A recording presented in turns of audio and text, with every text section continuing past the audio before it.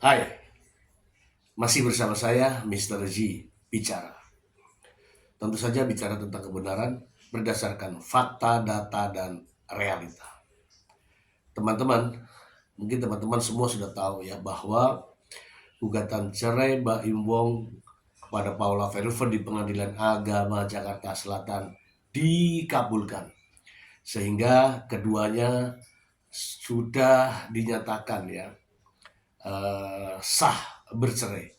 Walaupun demikian masih ada satu tahap lagi, yaitu ucapan talak yang dilakukan oleh Mbak Imbong sebagai suami kepada istrinya nanti ya. Teman-teman, jadi ini saya ingin mengulas bagaimana sih putusan hakim ini. Namun sebelum itu, mari kita bacakan terlebih dahulu berita berikut ini. Dari Detik Hot, putusan hak asuh anak di perceraian Mbak Imbong dengan Paula Verhoeven. Pengadilan Agama Jakarta Selatan mengabulkan permohonan cerai yang diajukan Mbak Imbong terhadap Paula Verhoeven. Keputusan tersebut disampaikan Humas Pengadilan Agama Jakarta Selatan, Suryana, pada Rabu 16 April 2025. Selain mengabulkan permohonan perceraian, Suryana juga membacakan putusan hak asuh anak Mbak Imbong dan Paula Verhoeven. Dalam proses mediasi, baik Mbak Im dan Paula menunjukkan keinginan untuk tetap mengasuh anak secara bersama. Sebelumnya, pihak Paula Verhoeven sempat mengusulkan pengasuhan selama 6 bulan bergantian.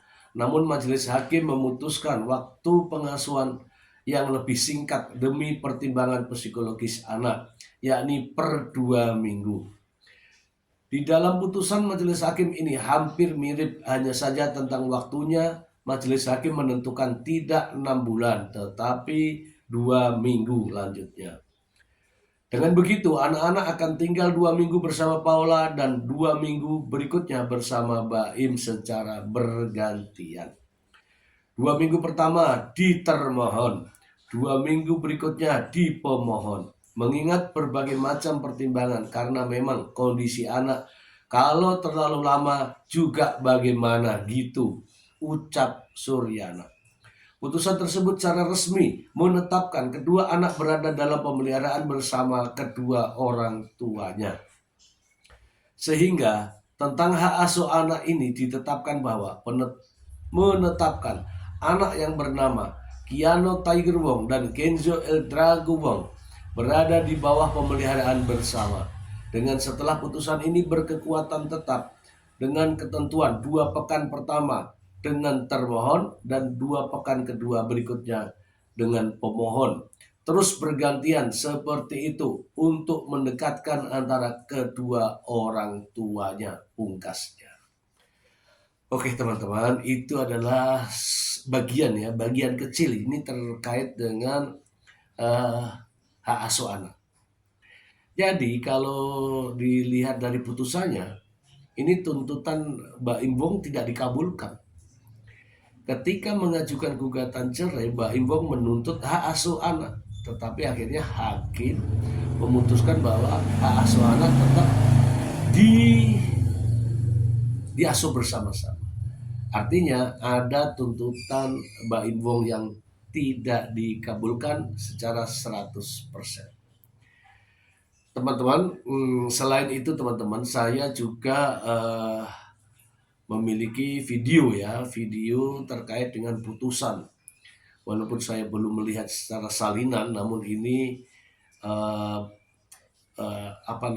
pernyataan dari Humas Pengadilan Agama Jakarta Selatan bisa dijadikan sebagai informasi yang akurat. Kita dengarkan terlebih dahulu, selanjutnya kita akan simak dan kita akan ulas berikut ini. Kemudian selain dia menjawab ya yang pada intinya membantah dalil-dalil permohonan pemohon, juga pihak termohon juga mengajukan gugatan balik atau yang disebut dengan rekonvensi. Salah satu rekonvensinya yang diungkapkan adalah seandainya terjadi perceraian maka dia menuntut ya tetap hak asuh anaknya minta kepada termohon selaku ibunya yang paling utama. Kemudian yang kedua, dia menuntut nafkah madiah. Jadi karena selama berpisah 1 April sampai dia terhitung 1 April sampai September sekitar 8 bulan, ya dia menuntut nafkah setiap bulannya 100 juta. Berarti total 800 juta. Kemudian dia menuntut mut'ah sebagai istri yang akan diceraikan adalah berupa uang sejumlah 3 miliar. Ya, kemudian menuntut nafkah selama idah. Jadi kan ada masa idah 3 bulan, dia menuntut nafkah idahnya 200 juta sebulan, berarti totalnya 600 juta ya. Nah itu, selain itu juga dia menuntut ketika anaknya diminta oleh termohon, ada dia menuntut nafkah anaknya gitu ya, untuk nafkah anak. Jadi untuk 2 orang anaknya itu sejumlah 80 juta ya setiap bulannya. Selain itu juga nafkah-nafkah seperti biaya pendidikan, kemudian biaya sehari-hari, bahkan juga dia menuntut kalau contohnya nanti mobil yang dipakai oleh anaknya itu rusak, perbaikan, tapi tidak menentukan berapa jumlahnya, termasuk perbaikan rumah. Nah, jadi selain dia menjawab, juga menuntut, itu salah satu tuntutannya. Kemudian majelis hakim semua telah mempertimbangkan, dan dalam proses persidangan ternyata dalil-dalil yang disampaikan oleh pemohon tentang adanya perselisihan dan pertengkaran dalam rumah tangga pemohon dan termohon itu dinyatakan oleh majelis hakim terbukti. Maka dengan demikian gugatannya atau permohonan pemohon itu dikabulkan. Ya. Berkaitan dengan tentang adanya pihak ketiga. Ya. Juga di dalam persidangan majelis hakim juga menyatakan itu terbukti. Sehingga dengan adanya pihak ketiga yang kita tahu di media, kami tidak bisa menyebutkan nama aslinya karena ini kan perkara belum inkrah ya. Jadi yang inisial NS itu majelis hakim menyatakan itu terbukti, sehingga dengan terbuktinya adanya pihak ketiga dalam rumah tangga pemohon dan termohon, dalam hal ini antara termohon dengan pihak ketiga tersebut, maka pihak termohon dinyatakan sebagai istri yang nusuz. Istri nusuz itu artinya istri yang durhaka kepada suami. Ya, yang tadi dalam bahasanya melalaikan kewajiban, kemudian yang akhirnya tidak menjaga kehormatan sebagai istri, bahkan juga kalau bahasa isinya mengkhianati hubungan suci antara suami istri itu. Nah itu yang fakta-fakta di persidangan yang terbukti. Oleh karena itu maka dengan dinyatakannya termohon sebagai istri yang nusuz, maka hak-hak sebagai istri yang akan diceraikan dengan tadi untuk mendapatkan nafkah idah, nafkah madiah, nah itu secara otomatis maka dia dinyatakan tidak berhak. Karena dalam ketentuan kompilasi hukum Islam pasal 149 huruf B itu jelas sekali, istri yang diceraikan itu berhak untuk nafkah, baik nafkah madiah atau nafkah idah, itu dengan syarat kalau tidak berlaku nusuz. Jadi ketika dinyatakan terbukti nusuz maka dia tidak punya hak. Tetapi dalam pasal 149 huruf A-nya itu dinyatakan bahwa tetap dia punya hak untuk mendapatkan mut'ah. Oleh karena itu maka pengadilan atau dalam hal ini majelis hakim yang menyidangkan hanya mengabulkan tentang mut'ah. Itu gambaran proses persidangan. Oleh karena itu maka putusan majelis hakim pada garis besarnya dengan gambaran seperti itu bisa diungkapkan ada antara lain ya, mengabulkan permohonan pemohon, kemudian memberi izin kepada pemohon untuk menjatuhkan talak satu roj'i terhadap termohon di depan sidang pengadilan agama Jakarta Selatan ini setelah putusan berkekuatan hukum tetap. Kemudian Nah, berkaitan dengan nafkah, berkaitan dengan hak asuh anak, Majelis Hakim menentukan bahwa karena dalam proses persidangan ini telah diupayakan berkali-kali baik oleh Majelis Hakim maupun oleh mediator tentang hak asuh anak itu, ternyata ada kecenderungan antara pemohon dengan termohon itu untuk mengasuh anak secara bersama-sama. Oke teman-teman ya, baru saja dijelaskan oleh Pak Suryana ya terkait dengan dikabulkannya gugatan perceraian Mbak Imbo, yaitu dengan adanya perselisihan dalam rumah tangga mereka. Saya kira memang benar ya, kalau ada perselisihan memang perceraian harus dikabulkan gitu ya. Namun yang masih tanda tanya bagi saya adalah ketika adanya orang ketiga yang dinyatakan terbukti. Ya, seperti disebutkan tadi ada seorang pihak ketiga yang bernama Niko Surya. Mengapa hakim mengatakan bahwa ini terbukti, sementara hakim belum pernah mendengarkan apa pernyataan dari Niko Surya? Nah, yang dimaksud dengan perselingkuhan yang terbukti ini yang mana? Ini juga menjadi tanda tanya saya ya teman-teman ya. Ketika orang yang dikatakan sebagai NS tidak pernah dihadirkan dalam persidangan, namun hakim berani menentukan bahwa itu terbukti. Justru inilah yang menjadi tanda tanya. Mengapa bisa ada kalimat perselingkuhan terbukti dan mengatakan bahwa istri atau Paula Verhoeven ini sebagai istri yang nujus, ya, yang nujus atau istri yang durhaka.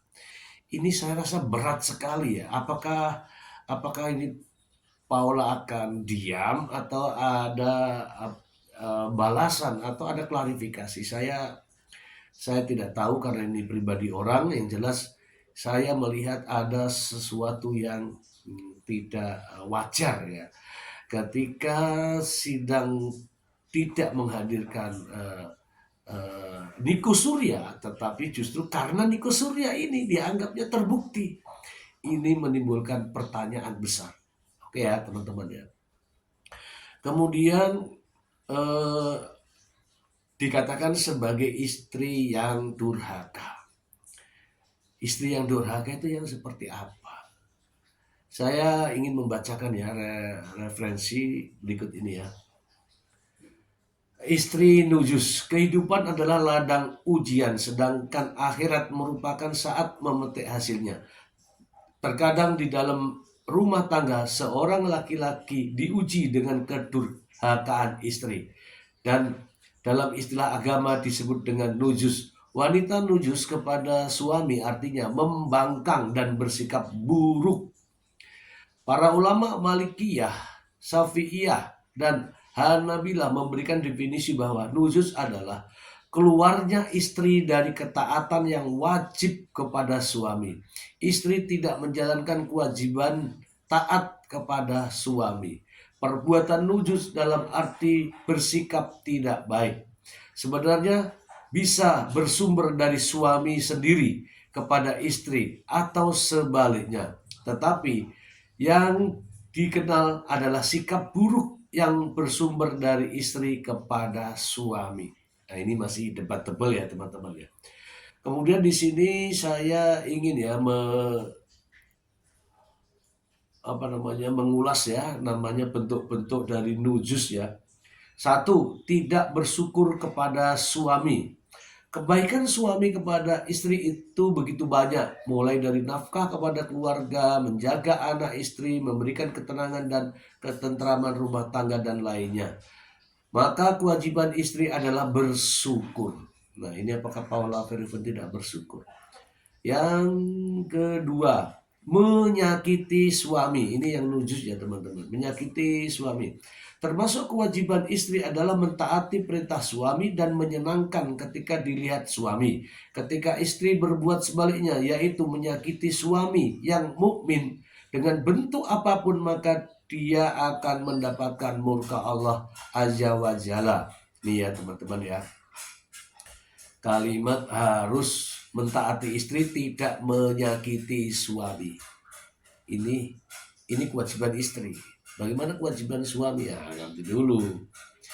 Yang ketiga, menolak ajakan istri. Istri berkewajiban melayani suami sebatas kemampuannya, asal bukan dalam perkara maksiat, termasuk ketika suami mengajaknya ke tempat tidurnya, maka istri tidak boleh menolak. Apakah Paula menolak suaminya? 4. Keluar rumah tanpa izin. Seorang istri tempatnya di rumah. Dia tidak boleh keluar rumah kecuali dengan izin suami. Mungkin ini ya teman-teman ya, ini ya, keluar rumah tanpa izin ya. Oke ya teman-teman ya. Mungkin yang dinyatakan sebagai istri yang durhaka salah satunya adalah ketika Paula Verhoeven keluar rumah. Dan itulah yang dinyatakan bahwa Paula Verhoeven terbukti dengan salah satu ini. Ya. Teman-teman, saya juga memiliki pernyataan ya dari Pak Suryana terkait dengan hak asuh anak. Berikut ini tayangannya. Berkaitan dengan hak asuh anak, majelis hakim menentukan bahwa karena dalam proses persidangan itu ada upayakan berkali-kali baik oleh majelis hakim maupun oleh mediator tentang hak asuh anak itu, ternyata ada kecenderungan antara pemohon dengan termohon itu untuk mengasuh anak secara bersama-sama, yang dikenal dengan istilahnya joint custody, ya. Jadi bersama-sama antara pemohon. Hanya saja waktu mediasi itu ada usulan dari pihak termohon, dia minta 6 bulan pertama di termohon, kemudian 6 bulan berikutnya di pemohon. Di dalam putusan majelis hakim ini hampir mirip, hanya saja tentang waktunya, ya. Tentang waktunya majelis hakim menentukan tidak 6 bulan, tetapi 2 minggu. 2 minggu pertama di termohon, kemudian 2 minggu berikutnya di pemohon. Mengingat berbagai macam pertimbangan, karena memang kondisi anak kalau terlalu lama juga mungkin bagaimana gitu ya. Itu salah satunya. Jadi itu gambaran tentang hak asuh anaknya.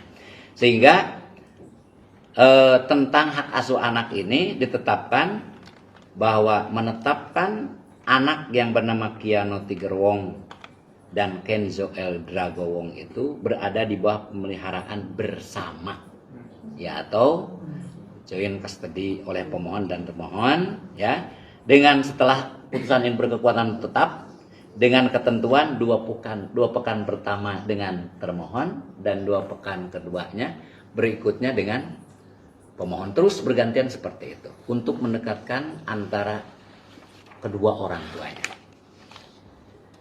Kemudian kaitannya dengan gugatan balik, ya, seperti yang tadi digambarkan, maka pihak termohon ditetapkan untuk mendapatkan atau memperoleh mut'ah atau memerintahkan kepada pemohon sebagai suami yang menceraikan istri itu memberikan mut'ah dengan berbagai macam pertimbangan yang mungkin tidak perlu diungkapkan di sini oleh majelis hakim. Maka ditetapkanlah mut'ah termohon selaku istri yang diceraikan oleh pemohon itu berupa uang sejumlah 1 miliar rupiah.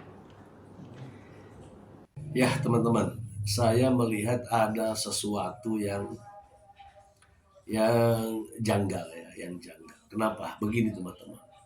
Ketika istri dinyatakan sebagai istri durhaka, tentu saja tidak mendapatkan hak apa-apa. Namun faktanya Paula Verhoeven masih memiliki separuh dari hak, dan separuh lainnya dimiliki oleh Mbak Imbong. Ini juga menjadi debatable ya. Debatable. Kenapa? Kalau memang istri dinyatakan terbukti, artinya istri memiliki perilaku buruk. Kalau perilaku buruk, maka hak asuhnya diberikan kepada ayahnya. Tetapi berbeda dengan putusan yang ini. Saya tidak tahu dasarnya apa, yang jelas katanya demi keadilan. Namun menjadi pertentangan. Di sisi lain dikatakan sebagai terbukti istri yang durhaka, namun di sisi lain mendapatkan hak-haknya. Kemudian teman-teman, pertanyaan ini muncul ketika Mbak Imbong justru sebelum ini diucapkan, sebelum ini disampaikan oleh pihak humas, justru Mbak Imbong sudah tahu duluan tentang putusan ini. Dan Mbak Imbong meminta kepada Paula Verhoeven untuk tidak lagi banding, untuk tidak lagi berkelanjutan tentang sidang ini. Terima saja apa adanya, kata Mbak Imbong. Nanti hak asuh anak akan saya berikan kepada Paula. Ada apa ini? Justru kalau saya melihat dan mendengar kata-kata ini, justru ada pertanyaan lain. Mengapa Mbak Imbong mengatakan demikian? Tidak seantusias ketika di awal bahwa saya akan menggugat istri saya untuk bercerai dan juga menuntut hak asuh anak. Namun pada akhirnya Mbak Imbong sendiri yang mengatakan bahwa akan memberikan hak asuh anak ini kepada Paula. Ya, kalau saya menilainya bahwa justru ini menimbulkan pertanyaan-pertanyaan baru. Mana yang dikatakan terbukti Paula berselingkuh atau adanya pihak ketiga? Kemudian jelas di sini hak asuh anak, karena ini 50-50 ya, 2 minggu di sini, 2 minggu di sini. Dan Pak Imbong sendiri mengatakan bahwa akan saya berikan hak asuh anak ini kepada Paula. Nah, artinya apa? Yuk kita simak pernyataan Mbak Imbong berikut ini. Jangan menyalahkan saya lagi atau nggak Paula lagi. Sudah, kasihan anak-anak saya nanti kalau misalnya udah besar, takutnya dia bisa membaca apapun itu yang beritanya ya. Itu aja sih, itu aja. Ada yang bersampaikan nggak Mas Aman itu kan 1 tahun nggak muncul, ada yang bersampaikan nggak sih? Saya pokoknya apapun itu, saya ini laki-laki. Saya ini laki-laki beneran. Ada yang harus saya luruskan sebagai pemimpin keluarga. Itu aja. Ada yang harus saya buktikan. Kalau memang salah, saya harus membuktikan. Bukan dengan cara yang aneh, dengan cara yang benar. Dan ketika pembuktian itu udah ada, apalagi mudah-mudahan hasilnya memang sesuai dengan apa yang saya harapkan. Kalau memang sesuai yang saya harapkan, saya bilang di depan kalian semua, saya juga akan memberikan hak asuh anak ini pada Paula. Ada yang Jadi bersampaikan. nggak usah apapun itu, nggak usah ada naik banding segala, sama dengan saya ya. Saya juga kalau terburuknya juga atau nggak yang tidak mau diri saya tidak akan naik banding. Yang terbaik buat anak. Sebaliknya, kalau Paula nggak usah naik banding, saya yang akan kasih hak asuh anak itu kepada Paula. Jadi gini, bukan mengenai rebut-rebutan anak. Ada dari sifat laki-laki yang harus kita memang saya harus buktiin kalau memang itu salah. Nggak bisa. Karena saya laki-laki. Bukan dengan cara seperti itu. Cara yang kita lawan-lawan. Balik lagi, doain ya. Doain semuanya kayaknya sudah saya ngomong di sini, walaupun doakan juga. Insya Allah doain aja yang terbaik ya. Putusan ini nggak akan. Saya mengatakan ya bahwa ini ngeri-ngeri sedap ini ya, ngeri-ngeri sedap. Putusannya terbukti, namun ada hak-hak yang diberikan kepada Paula. Kalau memang Paula dinyatakan sebagai istri yang durhaka atau istri yang nujus, justru Paula tidak mendapatkan apa-apa. Namun aneh. Ya sudahlah, yang penting keduanya sudah bercerai. Tetapi kalimat perselingkuhan terbukti itu justru menimbulkan tanda tanya. Kenapa saya katakan tanda tanya? Begini teman-teman. Janganlah kamu mengatakan istrimu selingkuh kalau tidak ada minimal 2 saksi. Kemudian dari kasus ini Hakim menyatakan terbukti. Terbukti dari sisi mana? Apakah dari sisi yang itu tadi yang saya sudah bacakan, atau dari sisi hukum di Indonesia? Silakan Anda yang menelaah sendiri. Saya akan ulas ini nanti setelah saya membaca secara keseluruhan putusannya. Semoga bermanfaat. Terima kasih.